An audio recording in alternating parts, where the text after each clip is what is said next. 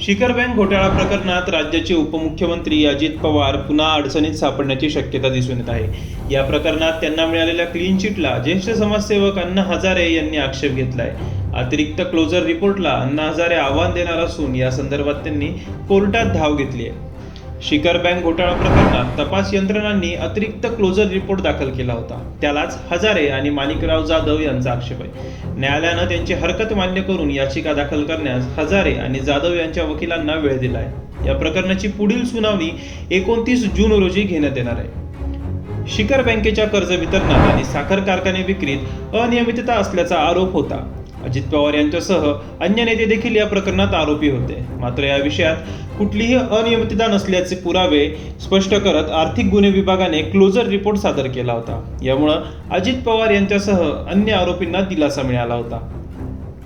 साधारणपणे जानेवारी महिन्यात लोकसभेची धामधूम सुरू झाली होती आणि त्याच सुमारास या प्रकरणात हा क्लोजर रिपोर्ट दाखल करण्यात आला होता। त्यामुळे हा चर्चेचा विषय ठरला होता।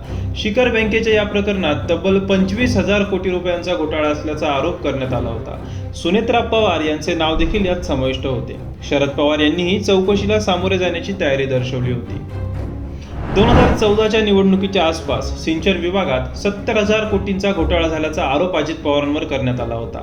70,000 कोटी रुपये सिंचनासाठी खर्च करूनही सिंचन क्षमता 1% वाढली नसल्याचा अहवालात नमूद करण्यात आलं होतं। जलसंपदा मंत्री या नात्यानं अजित पवार यांच्यावर तेव्हा खूप टीका झाली होती। दरम्यान आता अण्णा हजारे यांच्या नव्या भूमिकेमुळे राजकीय वर्तुळाला नवा मुद्दा गवसलाय।